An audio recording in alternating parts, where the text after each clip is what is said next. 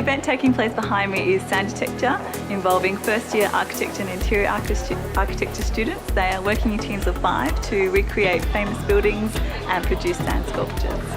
The students were given a famous architectural building. They were analysing that building and identifying what makes that building unique. So looking at volume, form, texture, symmetry, and a whole lot of different architectural elements. They then took those elements and designed an abstracted form, and that form that they are now sculpting out of sand. In preparation, they've had a few studio workshops as well as a workshop with Tim Darby from Sand Sculpture WA, and he was teaching them various techniques, how to sculpt and do the pound up and so on. So that's what the students have been doing for about 2 weeks.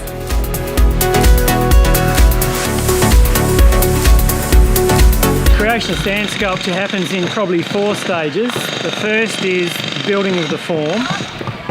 The second is compaction of the sand into the form. Then you have to remove the form from the sand. And then lastly, you carve it. So the first 3 steps are just building the block, and then you actually get to the interesting bit, which is carving it away to reveal the architectural masterpiece that dwells within that block of sand. Apart from the design aspect that's dealt with in their workshops, part I'm working through with them involves building the formwork, which is made out of ply and sort of 90 by 45 timber. And I have to nail that together in such a way that it can be pulled apart easily later without collapsing the sand that's in it. That jackhammer you can hear in the background is them pounding the sand. So they put in sand in 4 layers of about 150mm, and each time they put it in they compact it and get the moisture content right. And when that block's full, then they'll pull the nails out, and if they've done everything right, the sand will stay there in a really rigid, hard form.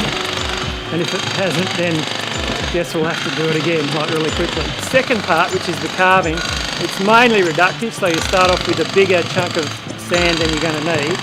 But with the sand that they cut away, which we call dross, they can then reconstitute that, put more water in and build up more details with it. So usually the carving comes in 2 sections, the block out, which you do with a big trowel, and then the detail or the texture, which you do with little fiddly trowels or toothpicks or whatever you got lying around it you can use. And the challenges for the students, I feel, are overcoming the fears of first year in general, basically. So their first design studio, they were out here on the grass getting to know each other, interacting, and I think that can be quite confronting, and it's great to see that they've come such a long way in just the past 2 weeks. They're pretty much all best friends, working together and designing together, which is a really important quality. The hardest thing for these guys is actually just that it's a manual skill. It's like old school palette knives and hammers, and they're working in an industry which is all about computers and images.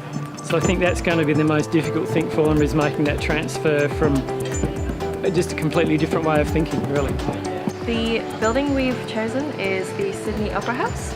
And we've incorporated the form of the sails into our building, and we've also added the textures, and we've mixed them, each sail to different textures, so we can create a regularity. Well, we had about 10 different designs, and we just took elements from each one, and then we just sort of had like a mind map between us all, and we just took elements from each of our ideas, and then we just got with this sort of idea of broken up parts but are still joined together. The building that we were given was the CCTV headquarters in Beijing, and basically it's a really strange, hard to explain kind of building, but the main element of it is that it kind of twists around, but right in the middle there's this huge void and there's no building in there at all. So basically we tried to take that element of the void and put it into our sand sculpture, so that when you're looking from the front and you look down, you can see straight through all the sets of the sculptures.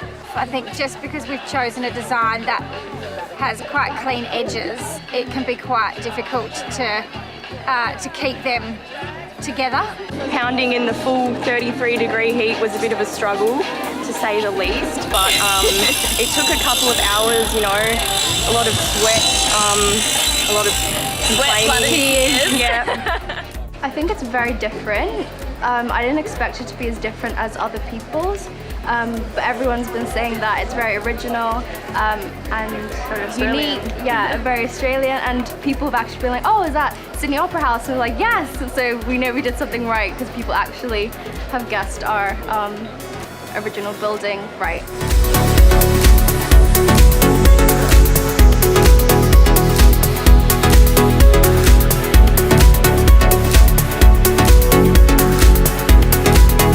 Sandcastles has been a fantastic kickstart for these first year students into the world of design and the world of both architecture and interior architecture. The skills that they've been developing in concept design, model making are skills that will be beneficial for the next 4 or 5 years of their degree.